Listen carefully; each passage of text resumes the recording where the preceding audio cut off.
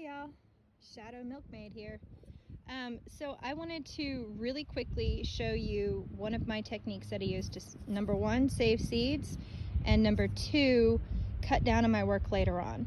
So right here we have the end of one of my garden beds. To give you a comparison, that's the other garden bed next to it. So what I did was I went through and I plucked out all the weeds that I needed to. I went ahead and watered it really well so that the soil has enough moisture in it to support what's coming next. Then I take this old rotted hay that I know doesn't have persistent herbicides in it because I checked. And you can do a bioassay, but you know, that's for another time. And then what I did was, if you can see where those sticks are, there's a little short one, and my shadow's blocking that one. There, I went ahead and marked spots where I want my, in this instance, my peppers to go. And then I mulched around each of those spots, so I have the spacing that I want. And then when I came in here, I wear gloves. Sometimes I'm gardening because the soil dries out my hands, and with dishpan hands and milking hands and all that fun stuff, they just get so dry it gets cracked and painful. But I take this spot next to my stick, and already the soil is moist.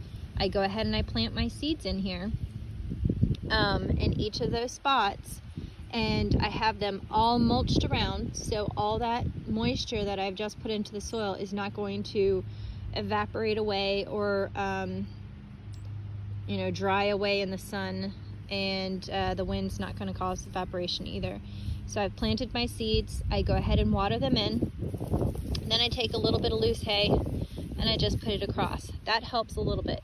Everywhere in between is pretty thickly mulched. I mean, I'm saying at least that much hay. What's that, like 4 inches-ish? Or more. Heavily matted, and that's going to suppress any weed growth. Now I might get some weed growth here because light is shining here, there's some heat coming in, but because I know what a pepper seedling looks like, I know I can just pull those out.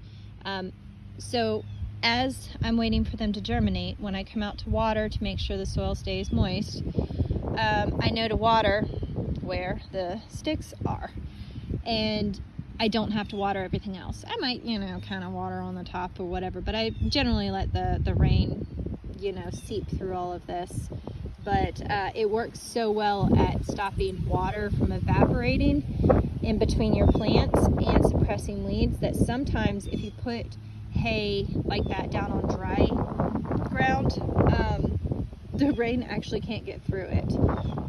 So that's why you want to make sure that your soil is nice and watered and, not muddy, but definitely nice and moist. Yeah, I used moist again. But anyways, that's kind of my technique. And the reason that I use this technique with anything that requires, I would say, 6 inches of more of space between your plants is that if you plant a whole row of seeds, say between that planting spot, that planting spot, and that planting spot, I probably would have gone through 50 seeds. Okay, now peppers generally people transplant in, but mine flopped, so I'm direct seeding. But if you do an entire row, then you're going to end up having to pluck out different ones in between. And sure, maybe you can transplant those, but it seems like a waste of seeds. So I put several in each spot, and that way I know my spacing is going to be exactly what I want it to be. Obviously this doesn't work if you're doing like a cedar that you kind of roll along. I'm talking serious gardening here, but I don't have a tractor, I don't have a seeder, I don't have a whole lot of time, so this is kind of how I take care of this.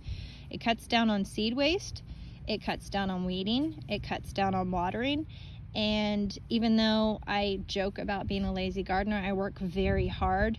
My goal is to make gardening as easy as possible so I can grow lots of rows and lots of square footage of vegetables. It's a lot of work, and if I can cut down on some work by being smart, I choose to be smart. So that's my tip. Kind of spacing, kind of planting, kind of mulching-ish tips. But and the last tip that I would say is if your spacing says 2 feet between plants, you can kind of cheat. Instead of going down right down the middle of the row, planting them every 2 feet and then having all this space around them, I go catty corner. So I go bump, bump, bump, bump, and that gives the roots enough space and the leaves enough space to capture all of that sunlight. And I mean, if you want to get really froggy, I'll show you one more thing. Over here, so I have my peas all growing along here. I planted those weeks ago. They're going to grow up the trellis, and they're going to get hit by the heat at some point. Now, I hope I planted them early enough that I get a harvest off of them, but even if I don't, while they are getting going, these tomatoes that I transplanted from the volunteers that were in the other beds, these tomatoes are going to be starting to grow up. And as they grow up, I'm going to start trellising them against this. Sometimes I weave them in and out. Sometimes I get lazy and just take some twine and throw them on top, or tie them around. Sometimes they'll grow all the way up and flop back down on the other side. It doesn't really bother me. They still produce.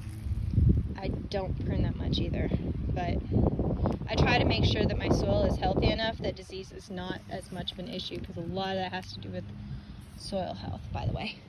And then I don't know if you can see, but I pulled apart some hay right here, and this is where I do drop those seeds just along where I'm going to plant. But I've planted some radishes. Now these radishes will be done in about 30 to 45 days. Okay?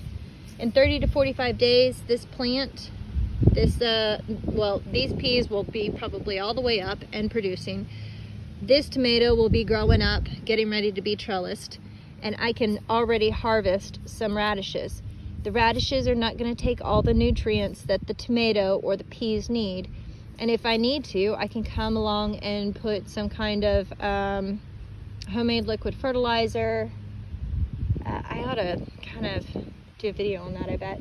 Or some compost or something like that to just kind of replenish the nutrients that the radishes took. But they honestly don't take that much.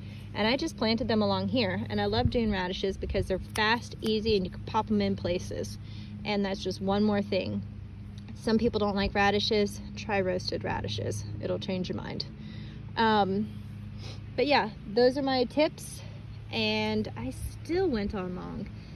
But anyways, so Shadow Milk made out.